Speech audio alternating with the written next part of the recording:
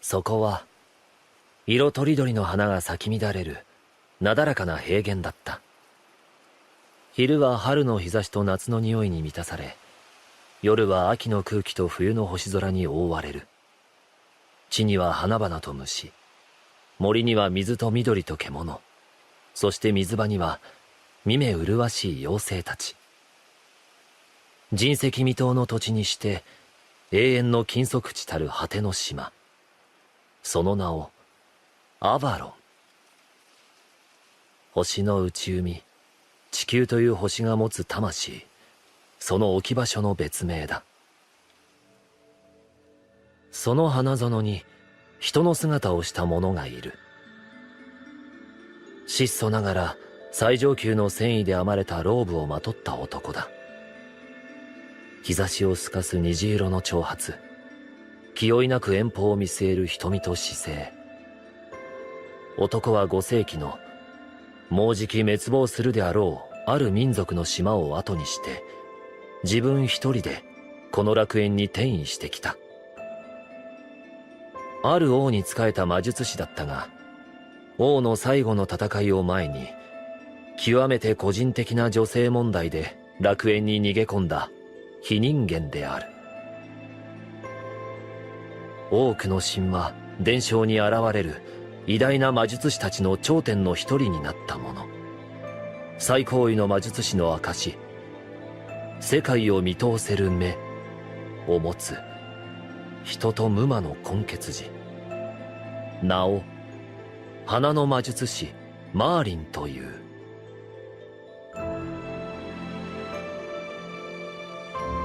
マーリンはテクテクと花園を歩いていく。この楽園に果てはないが変化はあるらしい。島の末端に近づけば、そこはブリテンという現実に似た痩せた土地に変わっていた。目の前には荒削りな石で積み上げられた門があった。門にはただ一言が刻まれていた。罪なき者のみ通るべし。マーリンは肩をすくめると避けることなく門をくぐった。途端荒野だった丘は一変する。地面から分厚い石の壁が喫立していき、魔術師を閉じ込めた。マーリンを憎む何者かの仕業らしい。罪なき者のみ通るべし。男が罠と知りながら足を踏み入れたのは、その言葉が痛かったからだ。その時代を、全ての顛末を読み取ることができるマーリンにとって、世界は一枚の絵と変わらない。マーリンが最も美しいと感じる絵、すなわち人類のハッピーエンドを望んではいるが、そこに人間への、ましてや一個人への愛情はない。なので幸福な繁栄の名のもとに多くの人命を虫のように消費してきた。そこには善悪も好き嫌いもなかった。だから罪の意識さえなかった。罪なき者とはすなわち地上において自分だけを指すかもしれないと思う程度に。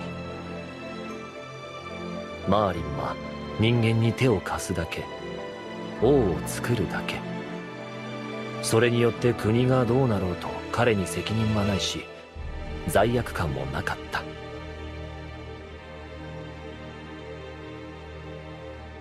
男は狭い独房の中、一つだけ浮き出た岩の名残に腰をかける。視線を上に上げると、そこには壁に唯一開けられた小さな窓があった。同じ時代であれば、男はどこにいようと世界の全てを見届けることができる。花の魔術師はここまでのあらましを整理して懐に忍ばせていた使い魔キャスパリーグに語りかけた。最後の光景はもうすぐだ。その前にちょっとだけ昔の思い出話をしよう。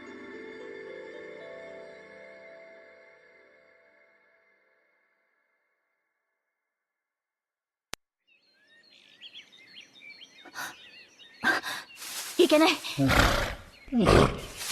ありがとう。あなたが起こしてくれたんですね。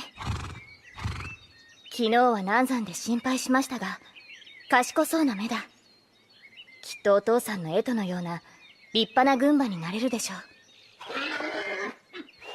はいはい、みんなの朝ごはんはすぐに用意しますから。それからエト、あなたのブラシかけですね。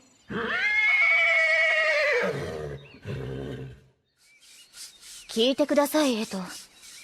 昨日やっとエクターから1本取れるようになったんです。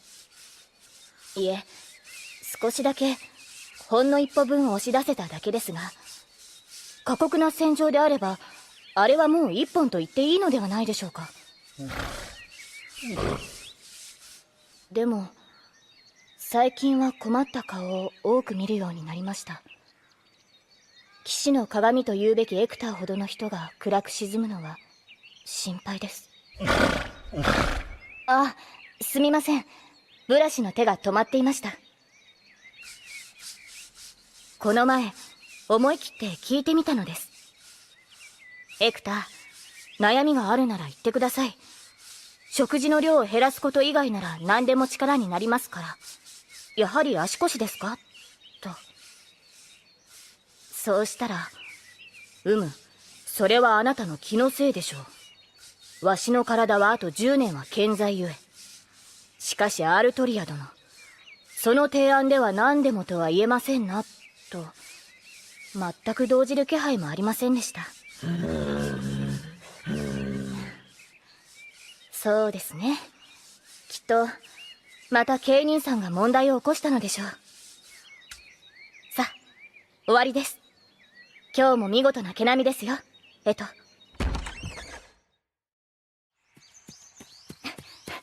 遅くなりました、エクター。寝坊です。その元気があれば寝坊とは言えませんな。よろしい。さあ、剣を構えなさい。今朝も手心なく鍛えましょ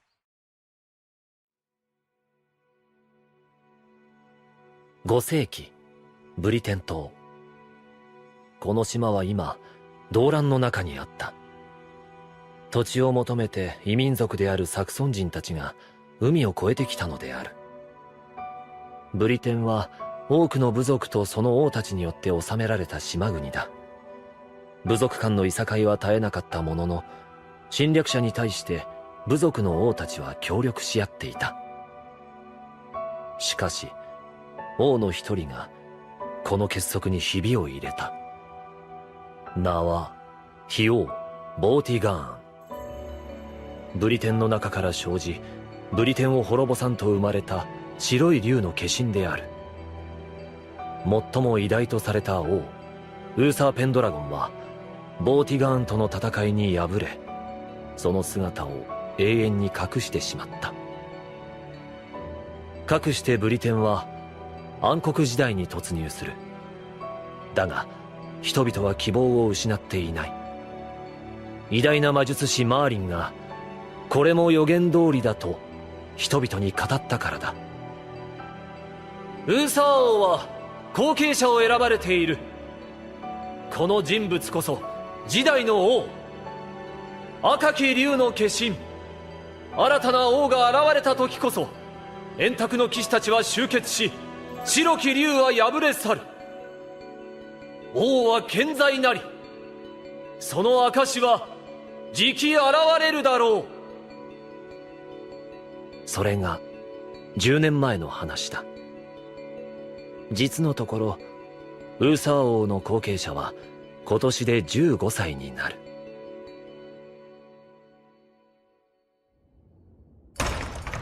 アルトリア、ケイが忘れ物をしたようだ。今から追いかければ間に合う。町まで出て届けるように。我が兄ながら騎士が槍を忘れるなんてあり得るのでしょうか。騎馬戦は廃れて久しいですからな。わかりました。ケイ兄さんにこれを届ければいいんですね。届けるように。それで今日のあなたの仕事はおしまいです。マーリンだ！マーリンがやってきたぞ！マーリンが。昨日来たんだ。ついにウーサー王の後継者が選ばれるんだって。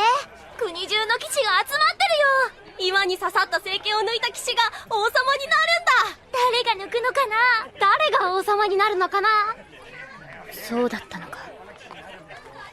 さながら選定の剣というわけですね。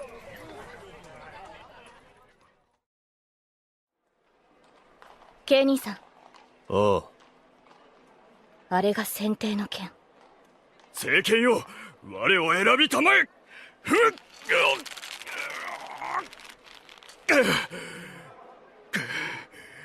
私は王の器ではないということか。あんな立派な騎士でもダメなのか。本当に王は現れるのかしら。誰にも抜けない剣だぞ。あるだけ迷惑な置物だ。王は騎士たちのリーグで決める。それは。もう話は決まった。これがいい落としどころだろうさ。王が選ばれなかったのにですか。目に見えない王の証より手勢や金、力で測る方が人間的だ。利害目的で協力する方が気楽でいいし、誰だって全てを救う神の代弁者なんてもの見たくもなければなりたくもなかったのさ。ケイ兄さんもそう思うのですか。もちろんだ。お前も親父のところに戻れ。他の騎士に見つかればまた女のような細い体では剣もろくに持てまいとからかわれるぞ。いいか、これが最初で最後のチャンスだ。お前はおとなしく家に戻れ。試合で王様を決めるんだって。見に行こうよ。俺たちも行くか。マーリンの予言は嘘だったんだな。誰だって見たくもなりたくもない。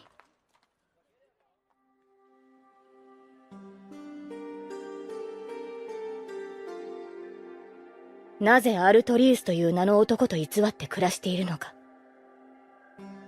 なぜ物心ついた時から剣を習い、国を学び、人としての自身の望みを打ち消してきたのか。決まっている。それは全てこの日のために。王の剣を抜くために彼女は生を受けたのだ。彼女は本当の両親の顔を知らない。理想の王という目的があり、そのために計画され生まれたのが自分だという。実際のところ彼女は亡き父ウーサ王の無念とか願いとか、そういったものに感情移入はできなかった。魔術師の教えに特別な使命感を持ち、感動することもなかった。この15年間彼女を励まし育ててくれたのは養父エクターと義兄ケイトの何でもない毎日であり、町に暮らす人々のにぎわいの声だった。憧れとも愛とも違う。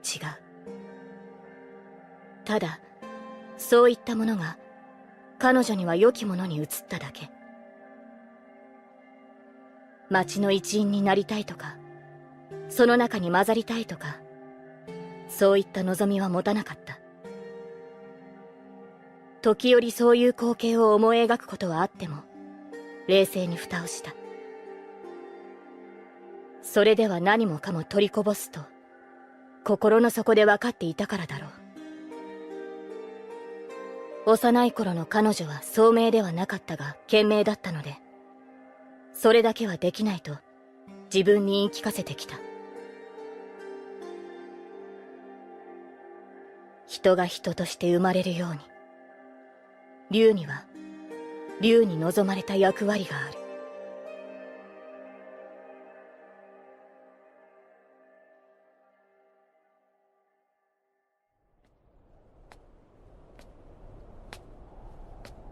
ありがとう、ケイ兄さん。でも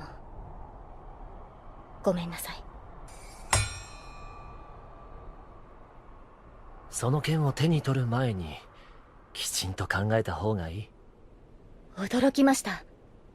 夢の外でお会いするのは初めてですね、マーリン。悪いことは言わないからやめた方がいい。それを手にしたが最後、君は人間ではなくなるよ。それだけじゃない。手にすればあらゆる人間に恨まれ、むごたらしい死を迎えるだろいいえ。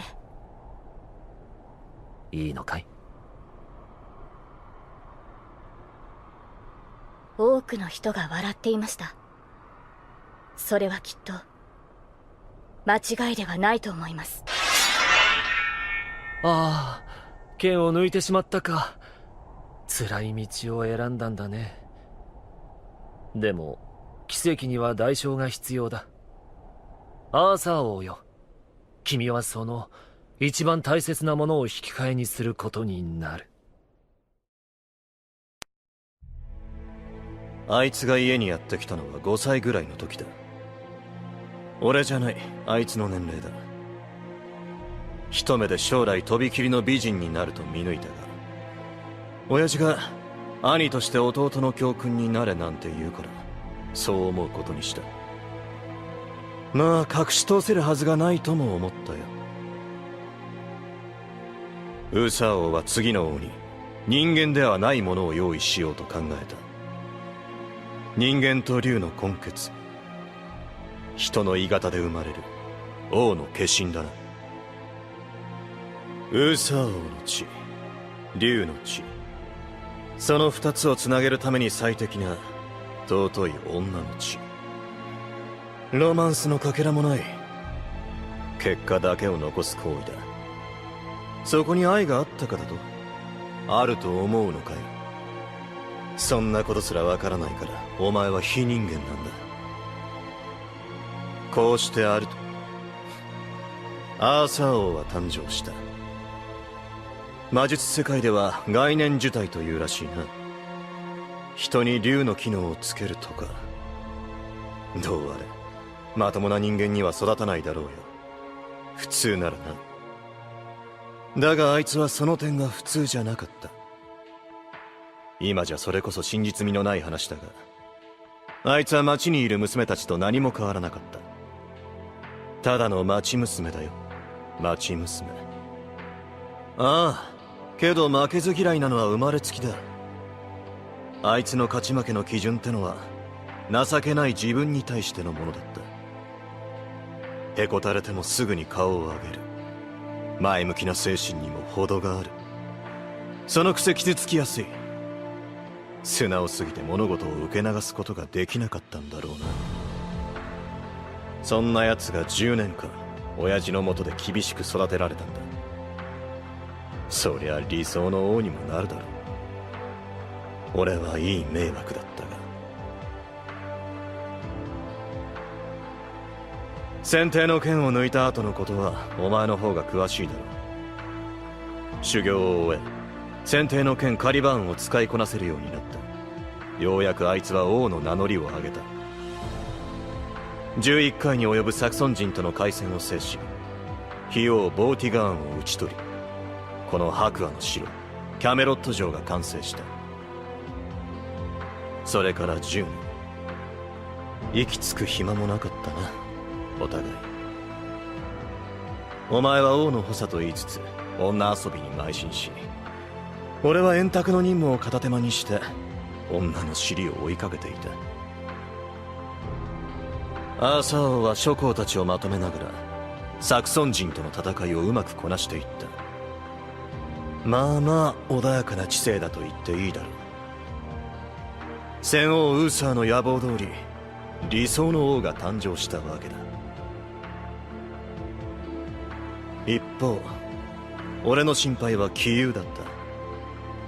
この後に及んでもあいつが女であることを追求する騎士は現れなかった。結局誰もがアーサー王を心底から認めてはいなかったのさ。理想の王と称えながらその理想が万人を救わないものと気がついた途端、責任を全て負っつけた。その結果がこれだ。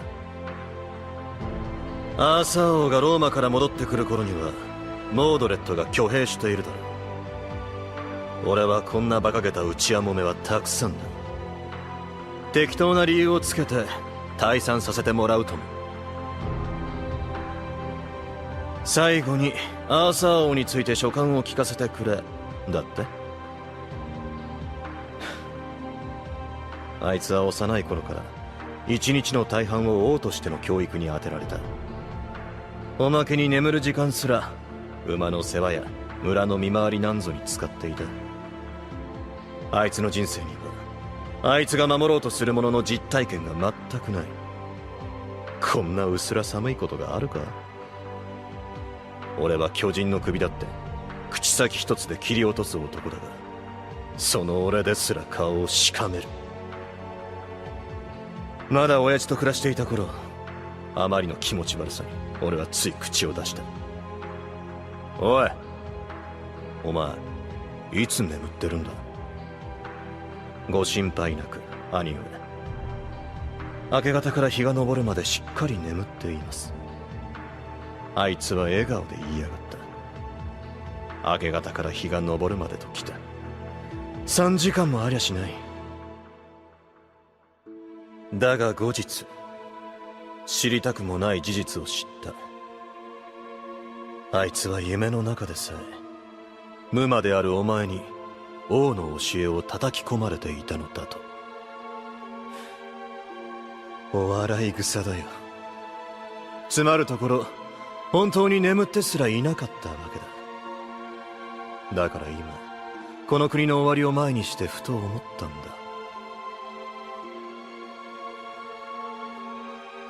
バカらしい。そこまでしてあいつは何がしたかったんだか。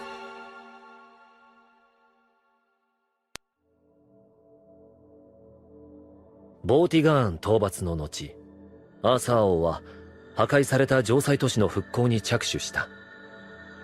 けれどブリテンの未来は暗いままであり、民草の生活は変わらず、人々の心に悪意を芽生えさせている。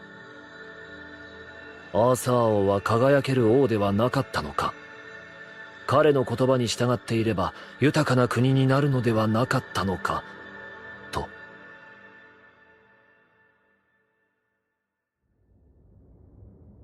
私が責められるのは仕方のないことです。今年も凶作で農作物は他国から買い上げるしかない。またランスロット卿の助けを借りることになる。もともとこの島は貧しいんだ。費用をボーティガーンを撃てば平和になるのだと誰もが思っていた。なのに結果は違う。人間は正しいことを好むが、正しすぎるものは嫌う。アーサー王が人々の理想であり続ける限り、彼らはアーサー王を頼りにし、同時に疎み始める。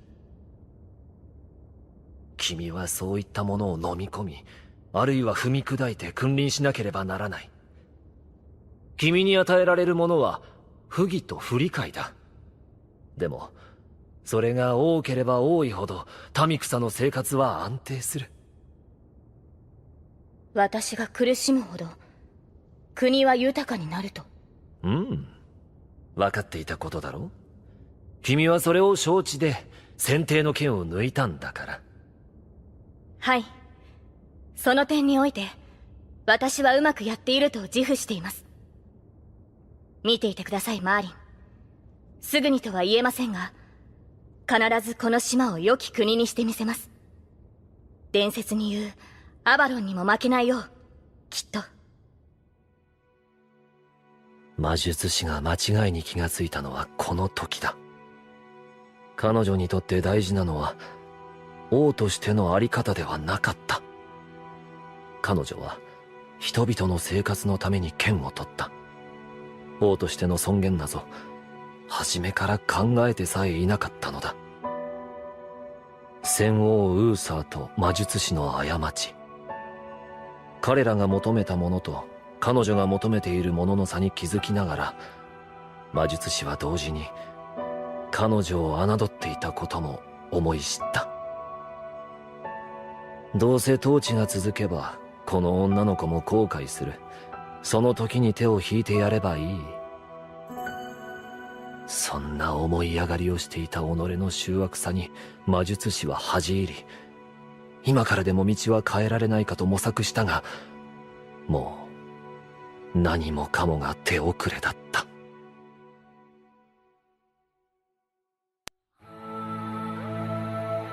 王の力を疑ったことなどありません。あの方こそ騎士の理想の体現。御自らも先陣を切る姿、その背中を追いかけるたびに私はブリテンの良き未来を確信したのですから。ですが一度だけ王の勝利を危ぶみ、王の背中を見送ることしかできなかった戦いがあります。魔竜ボーティガー、それがブリテンを破滅に導こうとする者の正体だったのです。ボーティガーンの放った一撃で兵士たちは蒸発し、我が聖剣ガラティーンは輝きを奪われた。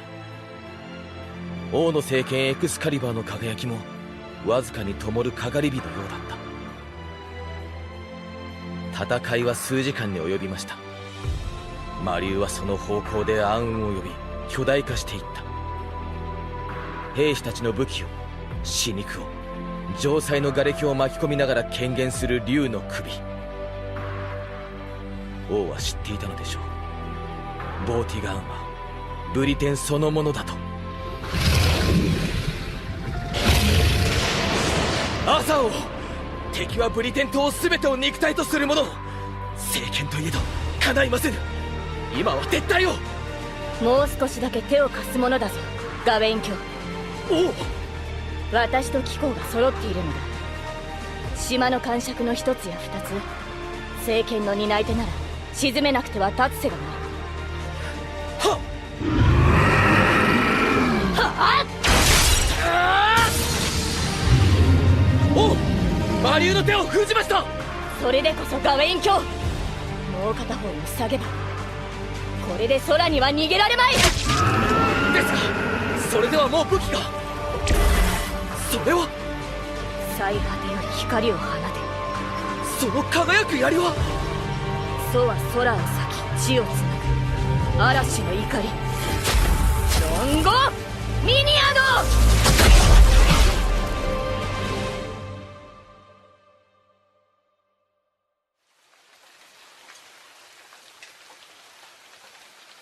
ド。ボーティガン、愚か者どもめ、暴君を討つためにさらなる滅びを引き寄せるとは。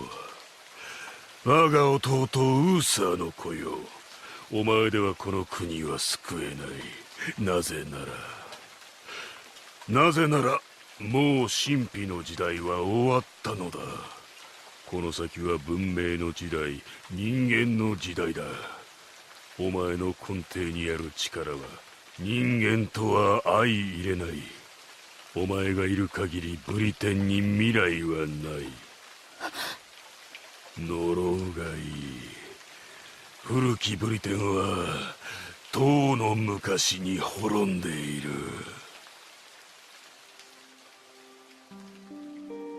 王が老人から槍を引き抜くと、老人は城塞を震わすほどの笑い声を上げながら尻に帰りました。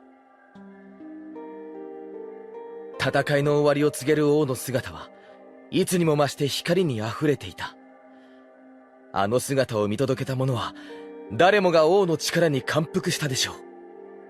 それほどあの戦いは神々しかった。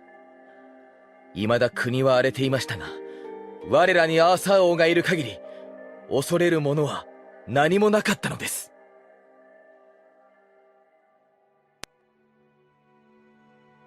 キャメロット城が完成し、円卓の席が埋まり、王はギネビアを王妃に迎えた。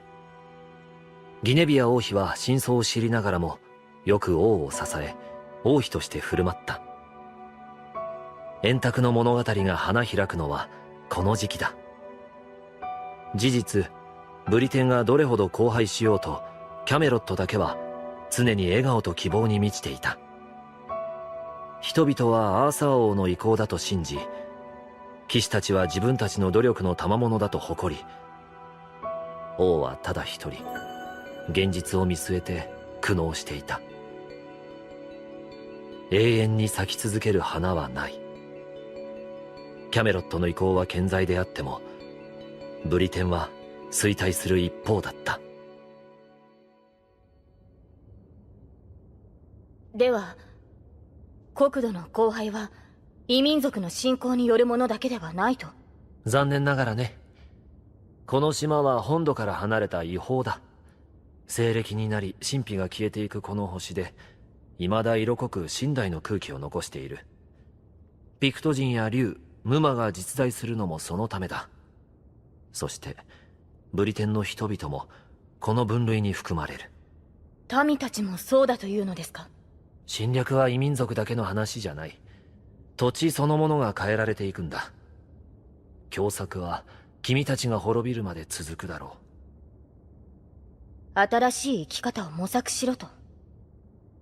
外来の種を植え、異なる血を受け入れ、島の在り方を変えろというのですか？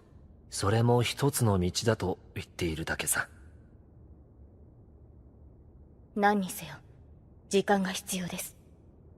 維持するにしても変化するにしても、全ては異民族の侵攻を防いでからだ。勝算はあるのかい、アーサー王？無論です。蔵の用意、ブリテンを踏みにじる外敵、その全てを殲滅する。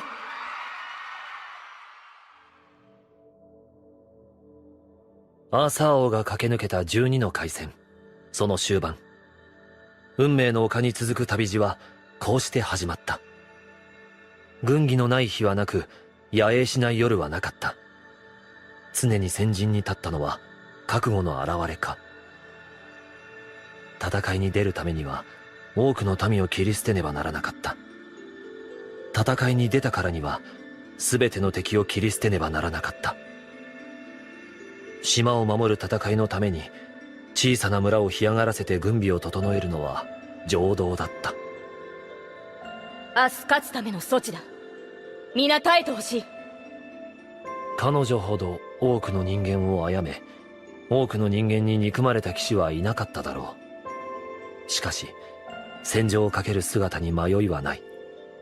玉座に身を預ける時も憂いに目を細めることさえない。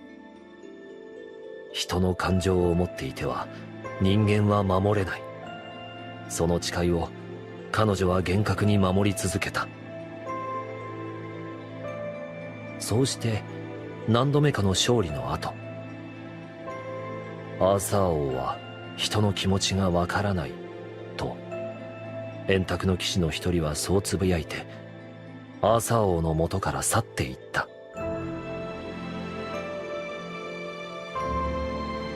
さらに何人かの名のある騎士は自らの領地に戻っていった。それすらも王は当然の出来事として受け入れ、統治の一部として組み込んだ。自分の領地に立てこもるのなら異民族たちとの戦いにおいておとりになってもらうだけだと。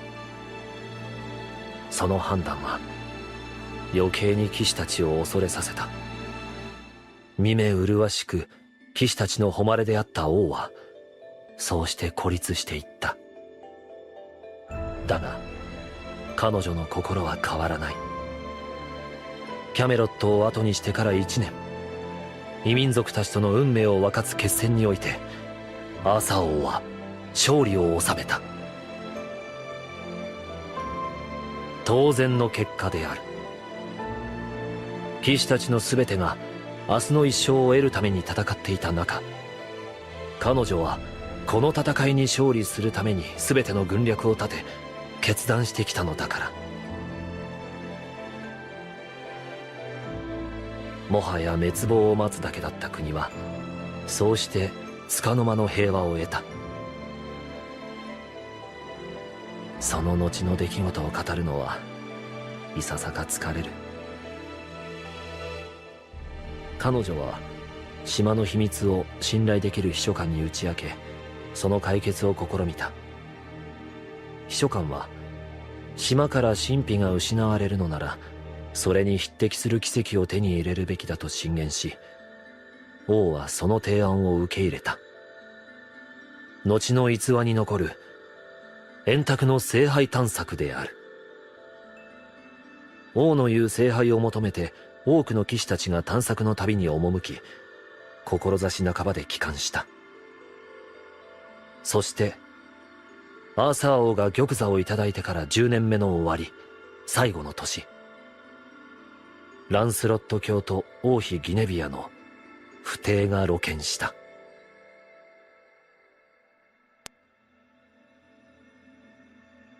領地の城に戻り、私の寝室に着いたところで王妃は眠りについた。その頬には涙の跡が刻まれている。他の騎士たちは知るまい。王妃がどれほど王を慕い支えてきたかを。裏切り不貞の悪名を受けた王妃の心は可憐な乙女そのものだ。彼女は今も夢の中で王に謝り続けているに違いない。私は甲冑姿のまま寝台に腰を下ろす。せめてもの忠義としてあの方がローマへの遠征から戻られるまで鎧を脱ぐことはできない。夜は長い。私は王妃に打ち明けられた王の半生に思いを馳せる。彼女の正体を知る者はわずかしかいなかった。彼女は文字通り鉄で自身を覆い、生涯その事実を封印した。無論王の姿に不信を抱く者がいなかったわけではない。だが政権を持つ王は傷つかず年を取ることもない。政権には湖の妖精の守りがあり、持ち主を不老不死にするという。事実王は無敵だった。故に真実王が何者であるかなど追求する者はいなかった。私は異国の騎士だ。愛する女性が窮地に陥ったのなら、国を切り捨てても女の手を取るのがフランス騎士の信条だった。そのことで肩身の狭い思いもしたが、そのおかげで冷静に円卓を見ることができた。王は人の気持ちがわからない。そう言い残してトリスタン卿が去った後、王に疲れが目立つようになった。王妃は王を案じ、私も王の心労を案じた。私たちは語り合い、互いを認め、頼るようになった。そして私は王の正体を知り、王妃の孤独を知り、自らの未熟さを知った。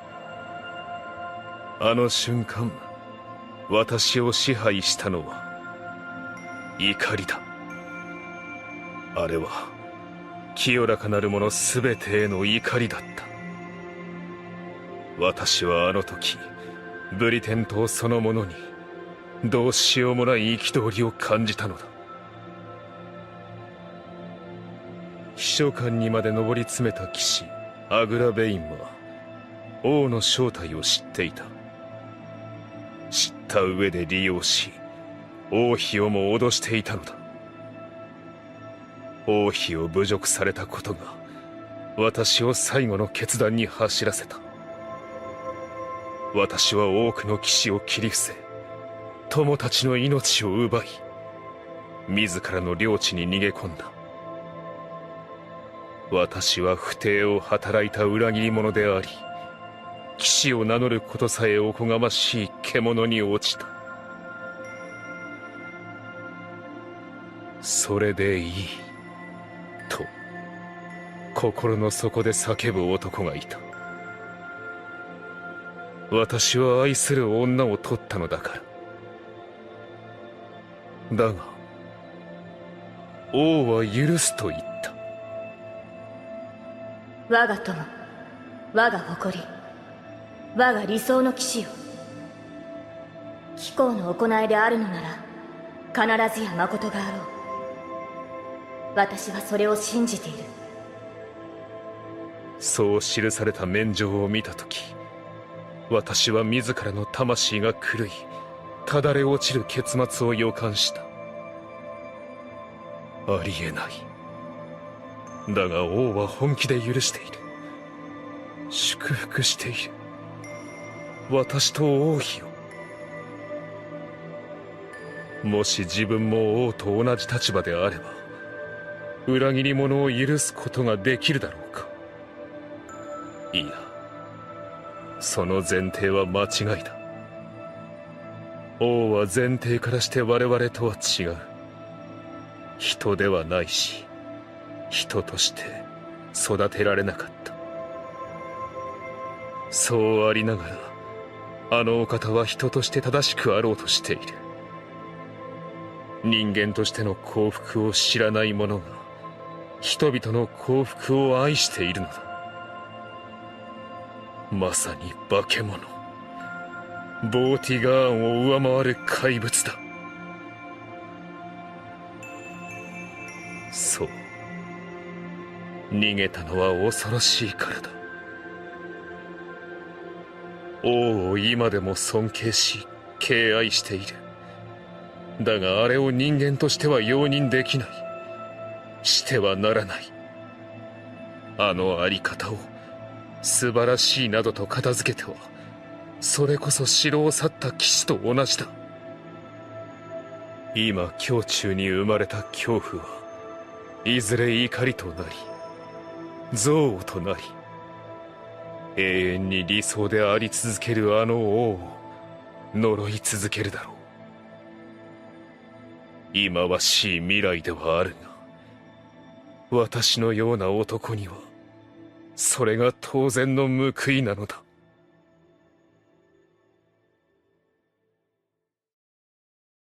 厳かな夜明けだった。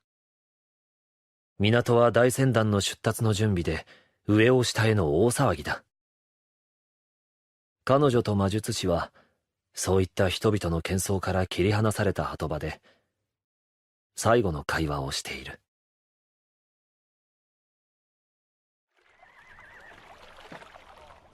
いよいよローマへの遠征か。ええ。まずは一撃。その後に交渉を。まったく。負けず嫌いなのは相変わらずか。こちらも積もり積もった文句がありますから、容赦なく吹っ飛ばしますとも。その後、彼らが面食らっているうちに条件を持ちかけ、和平を約束させてきます。それがいい。でも、ブリテンはいずれ滅びる国だ。というか、もう滅びている。なんて僕が言ったら、君はどうする？いつもの悪い冗談だと怒ります。ブリテンは滅びません。そのためにできることをしてくるのです。そうだった。近頃は忘れっぽい。私も人間のことは笑えない。うん。ほんのちょっと前なのに、随分と昔の話の気がする。ウーサーと僕は理想の王を作った。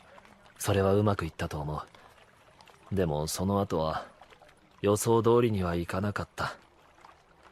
僕らは理想の王を目指した。君は人々の幸福を目指した。初めから見ているものが違ったんだ。その違いにもっと早くに気がつけばよかった。マーリン。いいんだ。君はそれでいい。出港の時間です。すまない。私はここまでだ。ちょっとヘマをしてね。しばらく身を隠さないといけないんだ。女性関係の揉め事は控えるようにとあれほど言ったのに、そこだけは何年経っても治りませんね。私の生きがいだからね。花がなくて何が人生だ。まったく。得意げに語る魔術師に彼女は温かな微笑みを向けた。そうだ。魔術師は今まで何度も彼女の笑顔を見届けてきた。けれど彼女が自分のために笑ったことはない。この少女は人々が幸福であることを見て嬉しそうに笑うのだ。ありがとう、マーリン。あなたに感謝を。私にとってあなたは偉大な死だった。私はあなたのように異性と関わることはありませんでしたから、この気持ちが何なのか言葉にできないのですが、あなたがいてくれたこと、あなたが私に付き合ってくれた年月を得難く思う。もしかしたら私はあなたに恋をしていたのかもしれません。頬を染めることもなく、乙女のように恥じることもなく、彼女は見当違いの考えを誠実に心を込めて口にした。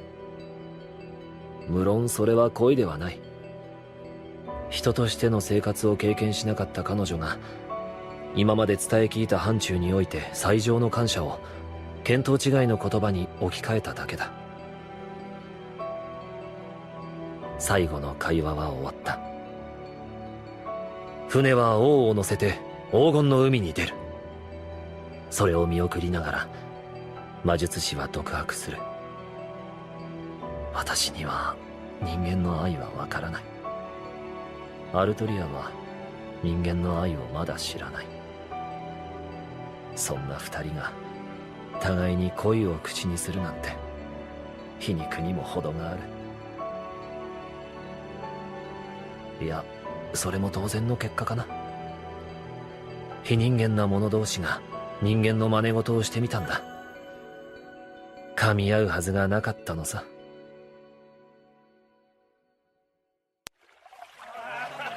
大勝利だ。これで戦いはおしまいだ。帰ったら早速畑を耕さないとな。ああ、家族が待っている。ローマと条約は結べた。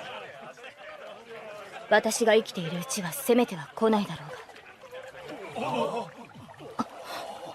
モードレット卿、反乱の知らせ。7の士族、8の諸侯は逆賊に賛同。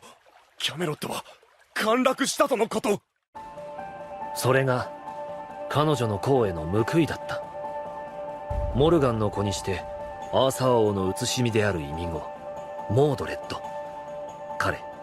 いや彼女はアーサー王の留守中に反乱分子をまとめ上げ、キャメロットを落とし、帰還の都にある王の軍勢を壊滅せんと海岸線に布陣していた。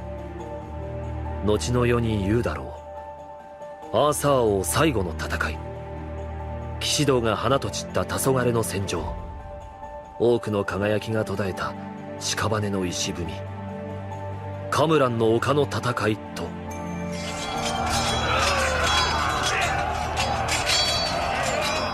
ローマ遠征で疲れ果てた王の軍をモードレッドの軍は陣形を構えて待ち構えた。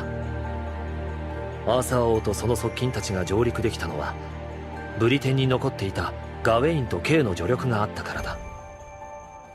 戦火は島中に広がり、国土は取り返しのつかない傷を負った。その過程、撤退と追走を繰り返しながら彼女は反逆の理由を知った。モードレッドの謀反に賛同した兵士たちは何もアーサー王を憎しで団結したのではない。終わることのなかった戦乱、痩せた大地、ひもじさで命を落とす子供たち。彼らはずっと耐えてきた。これ以上は耐えられないと常に訴えていた。明日勝つための措置だ。皆耐えてほしい。彼女はそう騎士たちに語ってきた。王は確かに理想の王だった。人間として正しく清廉潔白に生きることを皆に課した。その果てに必ず豊かな国が訪れると。だがそれはいつまで、その忍耐はいつまで続ければ報われるのか。みんなもうとっくに限界だった。私だけが一人で平気だったんだ。理想の王はしかし理想であるからこそ人々の弱さを測れなかった。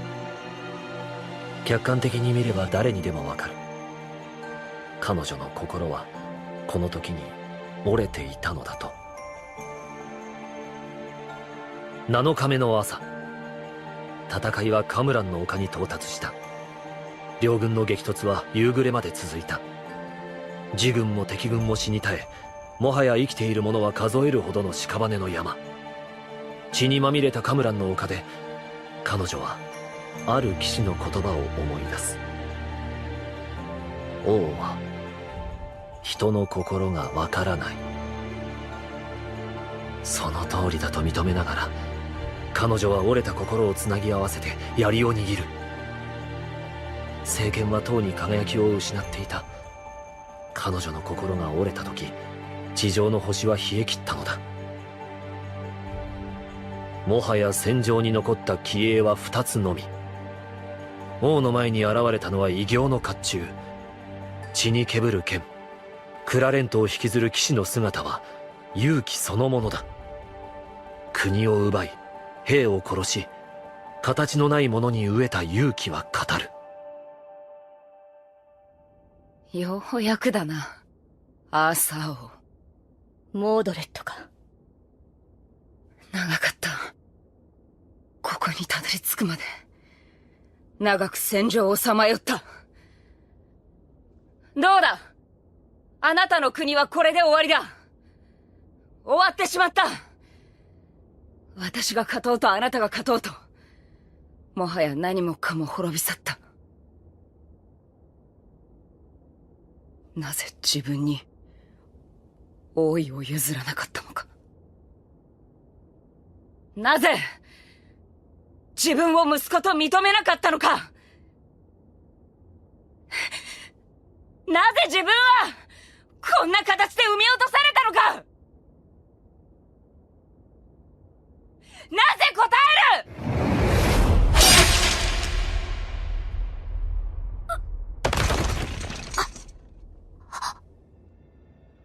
アーサーの清掃が反逆者の臓腑を焼き刺し吹き飛ばした。反逆者の魔剣は王の兜を砕き頭蓋を割り、その片目と余命を奪った。アーサー王アルトリアは膝を折り、もう意味のない政権を杖にして丘となった騎士たちのムクロを一望した。おそらく誰も見たことのない素顔。必死に唇を閉ざし、涙しようとする己を抑えて、悲しみで呼吸を詰まらせながら、彼女はブリテンの終わりを見下ろし、慟哭した。私は多くの戦いを起こし、多くの命を奪った。だから私は誰よりもむごく死ぬと、誰からも憎まれて死ぬのだと受け入れていたのに、滅びるのは自分だけではなかったのか。愚かな死を迎えるのは愚かな王一人だけではなかったのか。これはない。こんなはずじゃなかった。こんな終わりを私は求めていたんじゃない。ブリテンが終わるのは分かっていた。でもそれはもっと穏やかな眠るような終わりだと信じていたのに。これは違う。断じて違う。私の死は容認できても、この光景は容認できない。失意の底にある彼女はその声を確かに聞いた。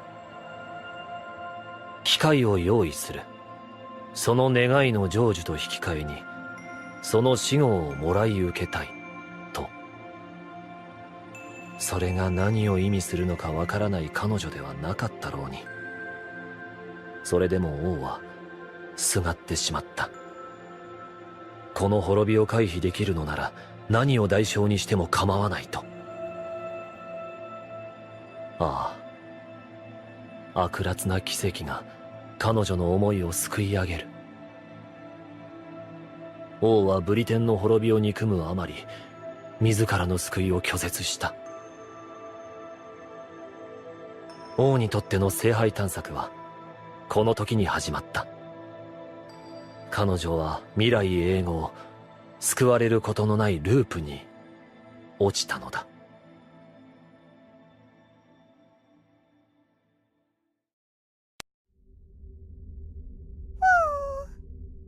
そうだった。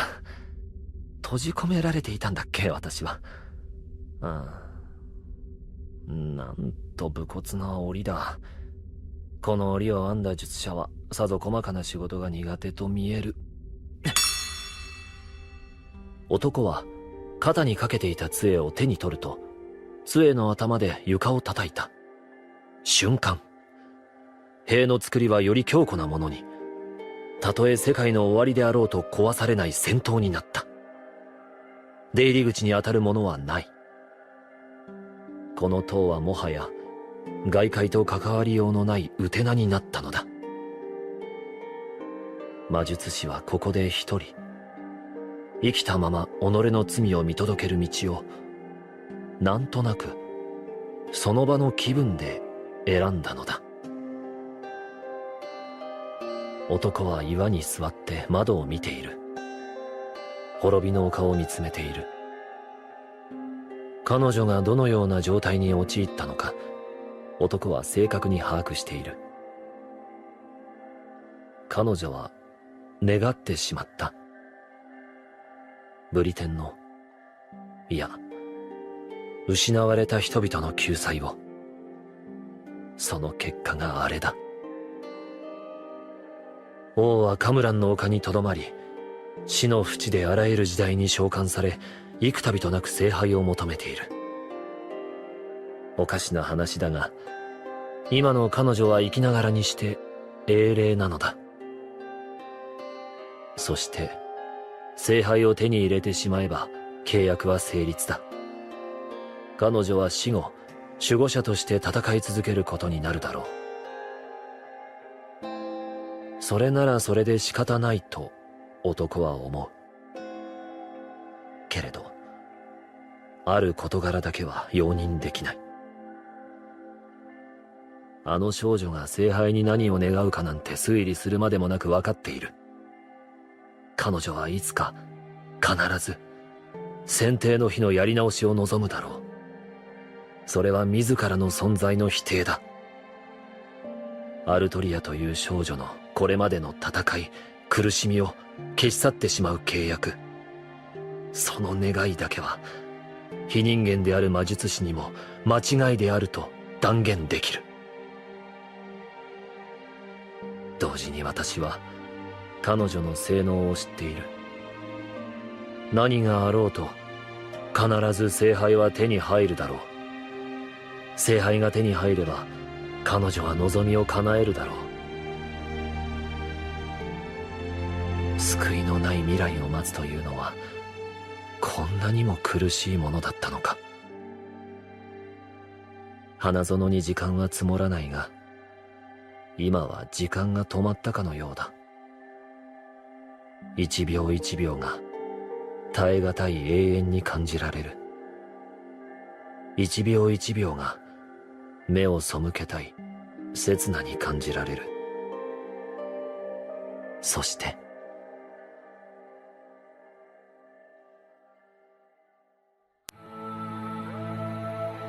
戦いは終わり、血のように赤かった夕日も沈み、今では夜の闇が戦場を支配していた。亡骸で埋め尽くされた丘を騎士は息を切らして走っていた。騎士の手には手綱が握られ、傷ついた白馬が懸命についていく。生き残ったのは騎士とその白馬、そして白馬の背に倒れ伏した一人の王だけだった。お気を確かに。あの森までたどり着けば必ず。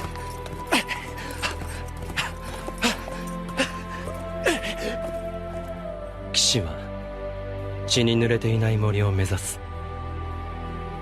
彼は王の不死身性を知っていた。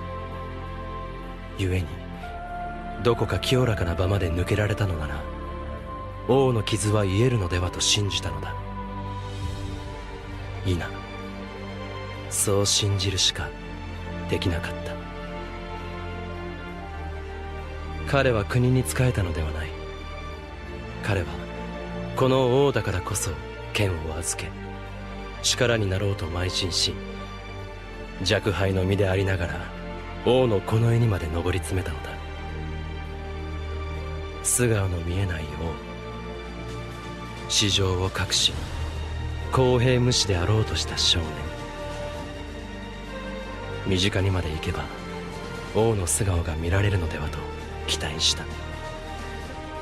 だが彼が知ったのは彼の期待とは裏腹の事実だけ。かの王が自分のために笑ったことなど一度もなかったのだ。それに怒りを覚えたのはいつからだろう。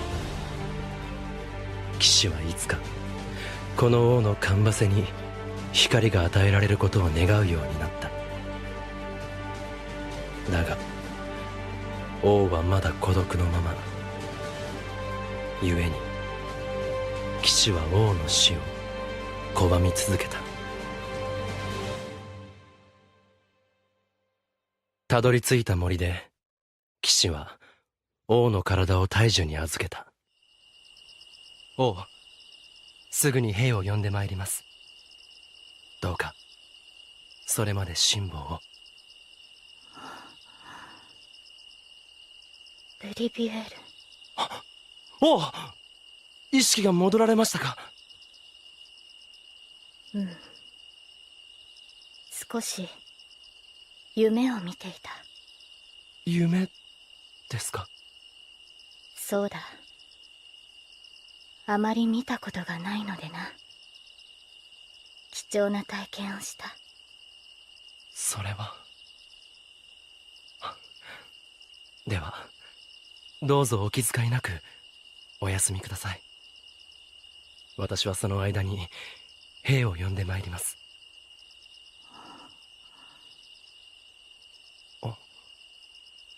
おう、何かご無礼な点でも？いや、そなたの言い分に驚いた。夢とは目を覚ました後でも見れるものなのか。違う夢ではなく、目をつむればまた同じものが現れると。はい。強く思えば同じ夢を見続けることもできるでしょう。私にも経験があります。そのようなことはない。夢とはもともと一度きりで連続しないものを言う。それでも騎士は偽った。これが最初で最後の王に対する不正と詫びて。そうか。そなたは博識だな、ベリビエール。ベリビエール、我が名犬を持て。よいか。この森を抜け、あの血塗られた丘を越えるのだ。その先には深い湖がある。そこに我が剣を投げ入れよ。おお、それは。行くのだ。ことを成し得たのならばここに戻り、そなたが見たことを伝えてほしい。そうして騎士は3度にわたり剣の返還をためらった。騎士は王を惜しむあまり剣を捨てられず、湖からきびすを返し王のもとへと立ち返る。だが王はそれを見抜いていた。剣を捨てたと告げる騎士に王は命を守るがいいとだけ返答する。だがそれも終わり、もはや王の意志を変えられぬと悟った騎士は3度目にして剣を湖へと投げ入れた。聖剣は湖に帰る。3度にわたり丘を越えた頃、森は朝日にけぶっていた。戦場跡は遠く、血塗られた戦いの面影などない清らかな薄もやの中、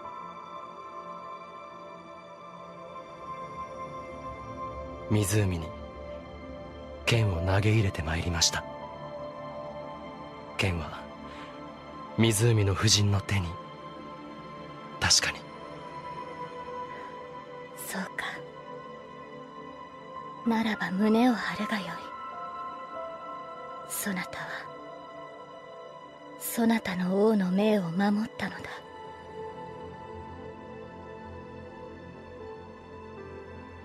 すまないな、ベリビエール。今度の眠りは少し長く。見ているのですか、アーサーを。夢の続きを。天は遠く、晴れかかった空は青い。戦いはこれで本当に終わったのだ。つぶやいた言葉は風に乗る。眠りに落ちた王は果てのない青に沈むように遠い遠い夢を見た。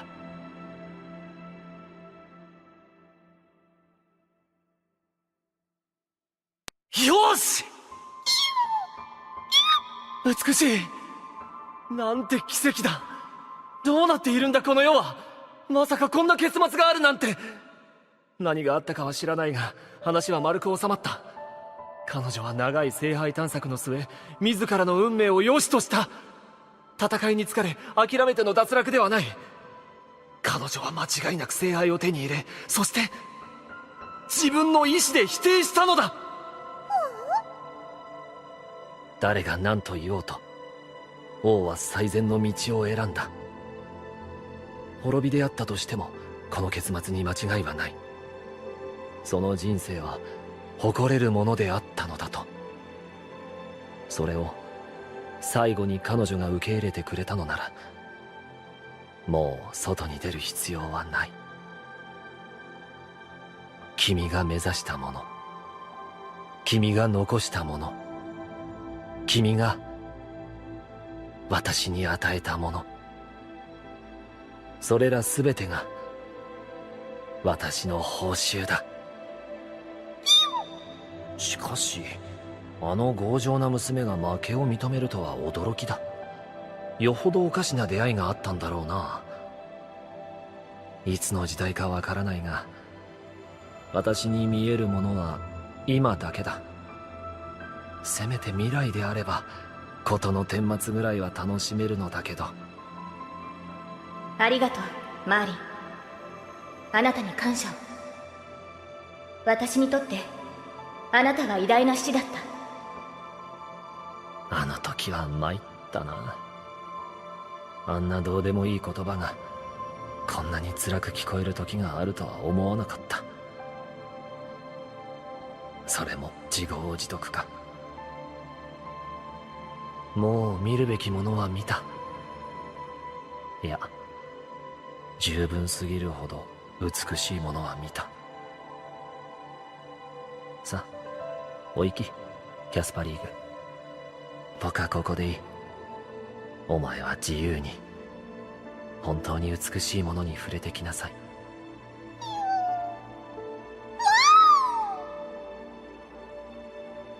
魔術師は何の考えもなく、最後の同居人を窓から離した。世界で最も遠く閉ざされた牢獄。しかし外界のどこよりも花咲き誇る変わることのない記憶の園。楽園の庭、ガーデン・オブ・アバロン。死ぬことも忘れた男はここで星の終わりを待ち続ける。